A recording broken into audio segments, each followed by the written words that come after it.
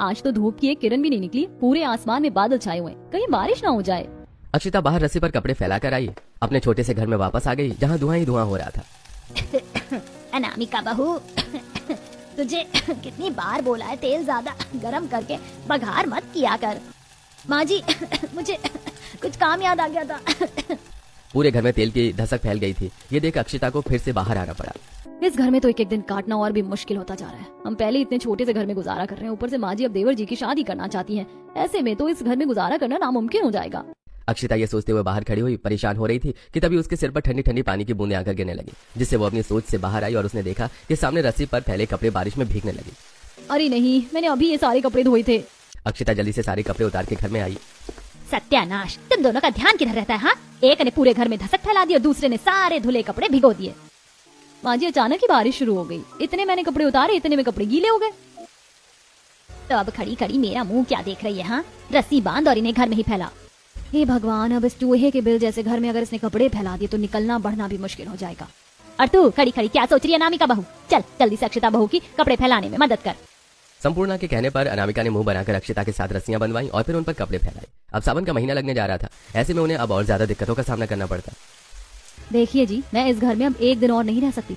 इसके इतना छोटे होने की वजह से आए दिन मुझे नई नई दिक्कतों का सामना करना पड़ रहा है। मैं तुम्हारी बात समझ रहा हूँ अनामिका, लेकिन अभी मैं कुछ नहीं कर सकता। आज इतनी महंगाई के जमाने में एक पक्का बड़ा मकान खड़ा करना आसान नहीं है। गरीबी की वजह से उन लोगों के लिए घर बनाना बहुत मुश्किल था। वो जैसे तैसे उसी घर में गुजारा कर रहे थे। साथ ही संपूर्णा को अपने छोटे बेटे कार्तिक की शादी करने की भी जिद लगी हुई थी, लेकिन घर के छोटा होने की वजह से रिश्ते वाले मना कर देते। कार्तिक के अब तक 3 रिश्ते टूट चुके थे, वो भी सिर्फ घर की वजह से। माँ जी, हमें अभी देवर जी की शादी के बारे में नहीं सोचना चाहिए। जब तक हमें एक बड़ा सही घर नहीं मिल जाता तब तक हमें इस सिलसिले को बंद करना होगा। अब तू मुझे बताएगी कि मुझे क्या करना चाहिए और क्या नहीं? मुझे जो करना होगा मैं करके रहूंगी और मुझे कोई नहीं रोक सकता। माँ, समझने की कोशिश कीजिए, भाभी सही कह रही है। और वैसे भी छोटे घर में कोई भी लड़की रहने के लिए राजी नहीं होगी। तो फिर ठीक है, मैं आज ही तेरे ससुर से हमारी पेड़ वाली पुरानी जमीन को बेचने के बारे में बात करूंगी। मुझे जल्द ही एक ठीक से घर संभालने वाली बहू चाहिए, क्योंकि तुम्हारी वजह से हमारे सारे घर का हिसाब बिगड़ा हुआ है। इस पर अनामिका और अक्षिता को बुरा लगा। छोटा घर होने की वजह से वो ठीक से काम नहीं कर पाती और इससे संपूर्णा को शिकायत रहती। संपूर्णा किसी भी बात को सुनने को तैयार नहीं थी। उसे सिर्फ अपने छोटे बेटे की शादी करनी थी। सुनिए जी, छोटा घर होने की वजह से कार्तिक के कितने रिश्ते टूट चुके हैं। आप उस पेड़ वाली पुरानी जमीन को बेचकर इसे बड़ा बना लीजिए। संपूर्णा, आखिर तुम्हें कार्तिक की शादी इतनी जल्दी करनी ही क्यों है? हाँ, और अभी उस जमीन को बेचने का कोई फायदा नहीं है, वहाँ कोई नहीं रहना चाहता। हाँ माँ, एक तो हमारी जमीन पर इतना बड़ा पेड़ खड़ा हुआ है, ऊपर से आसपास दूर दूर तक सिर्फ वीराना है। ऐसे में वो जमीन बेचना आसान नहीं है, और अगर बिक भी गई तो उसके कोई अच्छे दाम नहीं लगाएगा।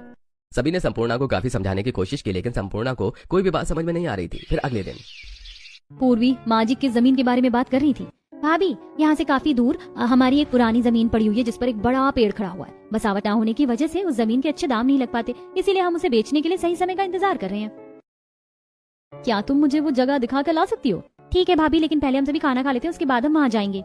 खाना खाने के बाद पूर्वी अक्षिता को पेड़ वाली जमीन दिखाने लेकर गई। काफी दूर तक चलने के बाद वो उस जमीन के पास पहुंची। वाह, इतना बड़ा पेड़! यकीन ही नहीं होता कि पूरी खाली जमीन पर इतना बड़ा पेड़ खड़ा हुआ है। सच में भाभी, ये पेड़ तो अब पहले से भी काफी बड़ा हो चुका है। इसका तना तो देखो जरा, हमारे घर की चौड़ाई से भी ज्यादा है। पूर्वी, जब ये जमीन भी हमारी है तो क्यों ना हम इस जगह का फायदा उठाएं?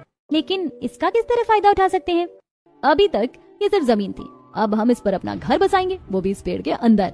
लेकिन भाभी, हम पेड़ के अंदर कैसे रह सकते हैं भला? उसके लिए हमें इसमें थोड़ा काम करना होगा। पेड़ को अच्छी तरह सब तरफ देखभालने के बाद दोनों नंद भाभी वापस घर आ गई। बहू, पूर्वी कहाँ चली गई थी तुम दोनों? यहाँ मैं तुम्हें सब तरफ ढूंढ ढूंढ कर परेशान हो रही हूँ। वो माँ जी, हम खाना खाकर थोड़ा टहलने निकल गए थे और टहलते टहलते हमें इतनी देर हो गई, पता ही नहीं चल पाया। कम से कम बताकर तो जाती। चलो दोनों घर के कामों में लगो। संपूर्णा के कहने पर दोनों घर के कामों में लग गई। शाम को जब हर्ष और सूरज काम पर से घर लौटे तब अक्षिता ने उन दोनों से पेड़ को घर में बदलने की बात की। तुम कैसी बच्चों जैसी बातें कर रही हो अक्षिता? भला हम पेड़ में घर कैसे बनाएंगे? हर्ष जी, वो पेड़ है यानी लकड़ी, आप तो लकड़ी का काम करते हैं ना, तो फिर आपको मेरी बात समझ में आनी चाहिए। मुझे लगता है अनामिका सही कह रही है, हम कोशिश करके देख सकते हैं। भैया, हम उसे सिर्फ समय बर्बाद करेंगे और कुछ नहीं। भैया, एक बार कोशिश करके देखते हैं, क्या पता हम कामयाब हो जाएं। सभी के कहने पर हर्ष ने बात को मान लिया, लेकिन उसे अभी भी इससे शिकायत थी। अगले दिन अक्षिता, पूर्वी, सूरज और हर्ष उस पेड़ के पास पहुंचे और सोच के अनुसार उसकी कटाई करनी शुरू कर दी। वहीं अनामिका, संपूर्णा और हरिवंश के साथ भी। जरा ये देखिए, इसमें तो कितने बड़े बड़े गोल गोल सुराख बने हुए हैं, ये हमारे घर की खिड़कियां बन जाएंगे। वाह भाभी, आपका दिमाग तो बहुत तेज चलता है। चारों ने अपनी पूरी मेहनत से पेड़ में अंदर जाने का दरवाजा और साइडों में बड़ी सुराखों में खिड़कियां बनाई। ये देखिए, क्या इससे कोई फायदा है? ये सिर्फ हमारे घर जितना ही बड़ा है, इसमें भी हमें वही सब परेशानियों को झेलना पड़ेगा। बेवजह हमने इस पर अपना समय बर्बाद कर दिया। हर्ष जी जरा ऊपर देखिए, इस पेड़ का मोटा तना ऊपर जाकर 2 हिस्सों में बट रहा है। हम वहाँ पर भी रहने का हिसाब बना सकते हैं। हम वहाँ तख्ते लगाकर दूसरी और तीसरी मंजिल भी बना सकते हैं, लेकिन अभी के लिए इतना काम काफी है। बाकी का काम हम कल करेंगे और हमें इसकी सफाई भी करनी होगी। सावन लगने वाला है, ऐसे में इसमें कीड़े मकोड़े पैदा हो जाएंगे। सूरज की बात सभी को समझ में आ गई। इसके बाद सभी घर वापस चले गए। इसी तरह फिर अगले दिन चारों फिर से पेड़ पर काम करने आए। अक्षिता ने अंदर से पेड़ की सफाई की और फिर दोनों बेटों ने अंदर से पेड़ में काम करना शुरू किया। उन्हें पेड़ के ऊपर 2 हिस्सों वाले तने में एक कमरा बनाया, उस पर पहुंचने के लिए सीढ़ियां बनाई और उसमें एक छोटी सी गैलरी भी बनाई। ये कितना सुंदर लग रहा है और इसमें हमारे घर से ज्यादा जगह है, हम ऊपर भी जा सकते हैं। हम इसकी डालों पर भी थोड़ा काम कर सकते हैं, फिर हम इस पेड़ को पूरी तरह से बरतेंगे। अगले दिन सभी ने पेड़ घर में घर का सामान पहुंचाने की शुरुआत की। हर्ष, सूरज, क्या तुमने कोई नया मकान खरीद लिया? ये सामान कहाँ लेकर जा रहे हो? हाँ माँ, हमने खुद एक मकान बनाया है। सामान पहुंचाने के बाद हम वहीं रहेंगे। घर में ज्यादा सामान न होने की वजह से सभी ने एक ही दिन में सामान पहुंचा लिया और फिर दोनों बहुएं संपूर्णा और हरिवंश को पेड़ घर तक लेकर गईं। अरे तुमने तो हमारे पुराने पेड़ में ही घर बना डाला। ये तो तुमने सच में कमाल ही कर दिया। क्या बकवास है ये, पेड़ में घर? भला कोई आदिवासी है क्या?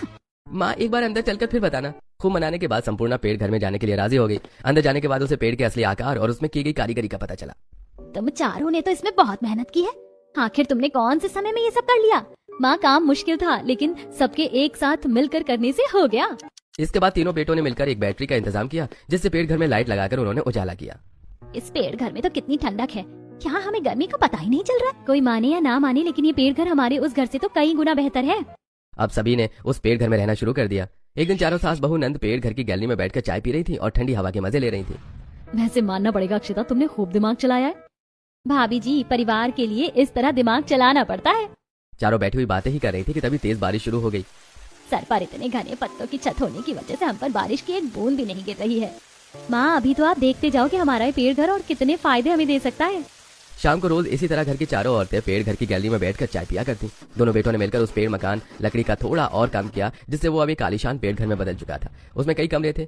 हर कमरे के आगे एक गैलरी थी और हर मोटी शाखा पर एक लकड़ी से बनी रेलिंग लगी हुई थी, जिससे एक से दूसरे कमरे तक आया जाया जा सकता था। आसपास के निकलते बढ़ते लोगों को भी ये कारीगरी देख काफी हैरानी होती। अब तो हमारे पास इतना बड़ा घर है, अब हम आराम से कार्तिक की शादी कर सकते हैं। इस बार कार्तिक की शादी करने के लिए किसी ने मना नहीं किया। लड़की वालों को भी पेड़ घर काफी पसंद आया। गांव की एक सीधी सी लड़की संपूर्णा के घर में बहू बनकर आ गई। शादी के पेड़ घर को दोनों बहुओं ने मिलकर फूलों और लाइट से बड़े अच्छे से सजाया, जिसे देखकर सभी के होश उड़ गए। नई बहू को भी पेड़ घर काफी पसंद आया, लेकिन बदकिस्मती से अब सावन का महीना लग चुका था। रोज रोज बारिश हो रही है, जिससे पेड़ घर की लकड़ी फूलने लगी है। अब तो एक दरवाजा भी खोला नहीं जाता। हाँ भाभी, और सफाई करने के बाद भी घर में जगह जगह कीड़े हो रहे हैं। बरसात के मौसम में तो बड़े बड़े पक्के मकानों में कीड़े हो जाते हैं, ये तो फिर भी एक पेड़ का घर है। कुछ तो करना होगा, ये कीड़े जहरीले भी हो सकते हैं। अगर इन्होंने किसी को काट लिया तो? आप सभी चिंता मत कीजिए, मैं कीड़े मारने वाली दवाई ले आई हूँ। हम इसे पूरे घर में छिड़क देंगे, जिससे यहाँ कीड़े नहीं होंगे। तीनों बहुओं ने मिलकर पूरे घर में कीड़े मारने वाली दवाई का छिड़काव किया। इससे कुछ कीड़े तो मर गए, लेकिन वो काफी नहीं था और लगातार बारिश होने की वजह से उसकी लकड़ी से भी अब कीड़े पैदा हो गए थे। सभी को अब कीड़ों की वजह से काफी दिक्कत होने लगी। इतनी ज्यादा बारिश होने की वजह से पूरे पेड़ घर में सीलन फैल चुकी है। ऐसे में ऊपर वाली मंजिलों पर रहना ठीक नहीं होगा। इस मौसम में लकड़ी फूलकर कमजोर हो जाती है। बारिशों की वजह से अब सभी का ऊपर वाली मंजिलों पर जाना बंद हो गया था, जिसकी वजह से ऊपर के कमरों की सफाई न होने की वजह से उनमें गंदगी फैलने लगी। लंबा समय गुजरने के बाद बारिश होनी बंद हो गई, लेकिन अब कुछ ही दिनों में पतझड़ का मौसम लगने वाला था और पेड़ के पत्ते झड़ना शुरू हो गए। ये लो, अभी तो बारिश को कहर खत्म हुआ था और अब ये तेज हवाएं चलने लगी। अब पतझड़ का मौसम लगने लगा है, ऐसे में इस पूरे पेड़ घर के पत्ते झड़ जाएंगे। हे भगवान, अगर ये इतना बड़ा पेड़ सूख गया तो कितना डरावना लगेगा। अरे नहीं, यहाँ तो वैसे भी दूर दूर तक कोई नहीं रहता है। लेकिन अब डरने से क्या फायदा था। कुछ ही दिन में पतझड़ का मौसम लग गया और पेड़ से तेजी से पत्ते गिरने भी शुरू हो गए। अरे ये क्या, इस रूखे सूखे मौसम में तो पेड़ घर के आधे से ज्यादा पत्ते गिर चुके हैं।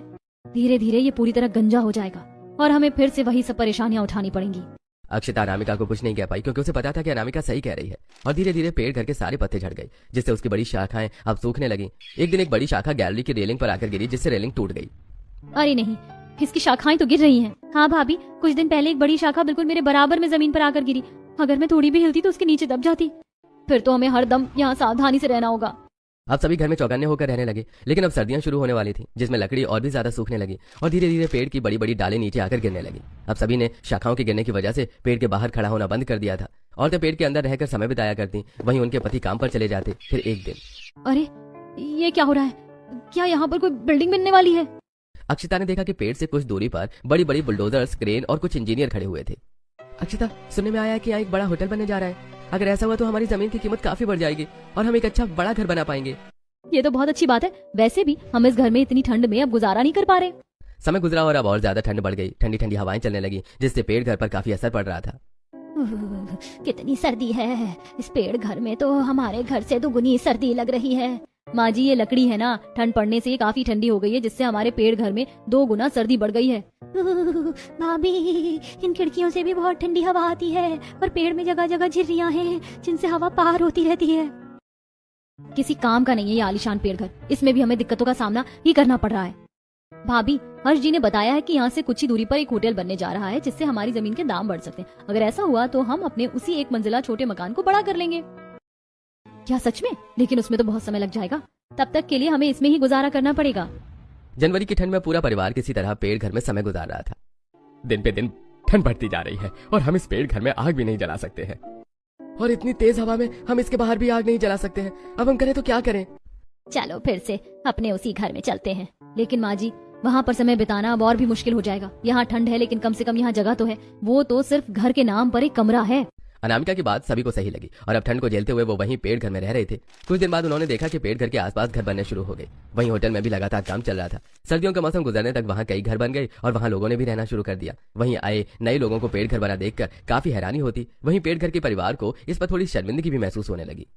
हमारे आसपास कितने अच्छे मकान बन चुके हैं और हमारा इतना बड़ा परिवार अभी भी इसी पेड़ घर में रह रहा है। हमें साल भर होने वाला है इस घर में रहते रहते, लेकिन अभी तक हमसे एक घर नहीं बनाया गया। माँ जी, पिताजी, आपके बेटे पूरी मेहनत कर रहे हैं हम सबके लिए एक घर खड़ा करने को। एक दिन वो जरूर कामयाब होंगे। सच कहूँ तो मैं इस सबसे बहुत थक चुकी हूँ। अब मैं यहाँ से जाना चाहती हूँ। अब सभी पेड़ घर में नहीं रहना चाहते थे। भले ही पेड़ घर में उन्हें रहने के लायक काफी जगह मिली थी, लेकिन इसके साथ उन्होंने बहुत सी परेशानियां भी उठाई, जिसकी वजह से वो वहां से जाना चाहते थे। अब वसंत का मौसम लग चुका था। पेड़ फिर से हरा भरा होने लगा और अब उसमें जगह जगह पर पत्ते निकलने लगे। उससे और नई डालें निकलने लगी, जिससे अब उनका संतुलन बिगड़ने लगा। फिर एक दिन, माँ, कोई हमारी जमीन को काफी अच्छे दामों में खरीदना चाहता है। आसपास सब बसावट होने की वजह से हमारी जमीन के दाम बढ़ गए हैं, तो क्या हम इस जमीन को बेच दें? अरे देवर जी, नेकी और पूछ, मैं तो अभी के अभी यहाँ से निकलना चाहती हूँ। सभी जमीन को बेचने को बिल्कुल तैयार थे और उम्मीद के अनुसार उनकी जमीन अच्छे दामों पर बिक गई। इसके बाद उन्होंने धीरे धीरे पेड़ घर को खाली करना शुरू किया। हमें इस पेड़ घर की बहुत याद आएगी। इतना लंबा समय गुजारा है हमने यहाँ पर। हाँ भाभी, ये घर जैसा भी हो, हमने इसे बहुत मेहनत से बनाया है। हम इसे हमेशा याद करेंगे। हमारी इसमें की गई मेहनत वसूल हो चुकी है। अब हमें इसे अलविदा कहने का समय आ चुका है। भले ही दिक्कतों के साथ, लेकिन पूरे परिवार ने उस पेड़ में काफी लंबा समय बिताया और ढेर सारी यादें बनाई। लेकिन अब उस पेड़ को वहां से हटने का समय आ चुका था। पूरा परिवार उस जमीन को बेचकर वहां से आ गया और जमीन के पैसों से उन्होंने अपने उसी पुराने 1 मंजिला के कमरे वाले घर में काम करवाकर उसे 3 मंजिला बड़ा बना लिया। अब पेड़ घर की जगह पर भी उसे हटाकर कई घर बन चुके थे। सभी को पेड़ घर की काफी याद आती। मुझे अभी भी हमारे पेड़ घर की बहुत याद आती है। सच कह रही हो, मुझे भी जब कभी उसकी याद आती है तो आंखें भर आती हैं। क्यों ना हम अपने घर के आंगन में ही एक पेड़ लगा ले, जिससे हमें उसके ना होने का एहसास नहीं होगा। हाँ, हम आंगन में एक पेड़ लगा सकते हैं और हम उसे बिल्कुल अपने पेड़ घर की तरह ही रखेंगे। सभी आंगन में पेड़ लगाने के लिए राजी हो गए और फिर उन्होंने आंगन में एक छोटा पेड़ लगाया जो काफी तेजी से बड़ा होने लगा। अब जब कभी भी किसी को पेड़ घर की याद आती तो वो आंगन में लगे पेड़ को देखकर खुश हो जाया करते।